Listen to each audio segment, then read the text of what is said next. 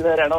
ഇന്നലെ വേറെ ഒരാളുടെ ഒരു എന്റെ ഫോണിൽ കിടപ്പുണ്ട്, നാഷണൽ അവാർഡ് വരാൻ പോകുന്ന ചേച്ചി, അത് ഇങ്ങനെയൊക്കെ പറയുമ്പോൾ നമ്മൾ ചിരിക്കുക. ഞങ്ങൾ എവിടെങ്കിലും പറഞ്ഞിട്ടുണ്ടോ അവാർഡ് വേണമെന്ന് പറഞ്ഞിട്ടുണ്ടോ നമ്മള്? അതൊന്നും പൃഥ്വിരാജ് മൈൻഡ് ചെയ്യുന്ന ആളെ അല്ല കേട്ടോ. അവാർഡ് കിട്ടിയോ കിട്ടിയില്ലയോ, നല്ല പടമാണെങ്കിൽ നല്ല പടമാണെന്ന് പൃഥ്വിരാജ് ആരുടെ പടവും പറയും.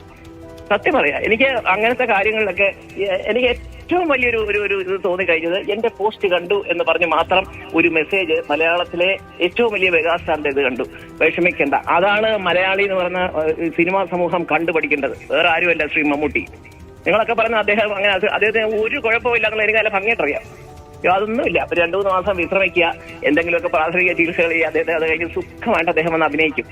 പോട്ടെ, ആ മനുഷ്യൻ ഇങ്ങനെ വിശ്രമവേളയിൽ പോലും, ദൈവമേ പെരുന്നാളായിട്ട് ഞാൻ പറയാണ്, എനിക്കൊരു മെസ്സേജ് അയച്ചു, പോസ്റ്റ് കണ്ടു, അങ്ങനത്തെ കാര്യങ്ങളൊന്നുമില്ല. അങ്ങനെ അതായത് ഒരു ആശ്വാസവചനം പറയാനായിട്ട് ഈ സിനിമാ ഇൻഡസ്ട്രിയിൽ ചേച്ചി, അമ്മ, ആന്റി, അമ്മൂമ്മ എന്നൊക്കെ വിളിക്കുന്ന ഒരുപാട് പേരുണ്ട്.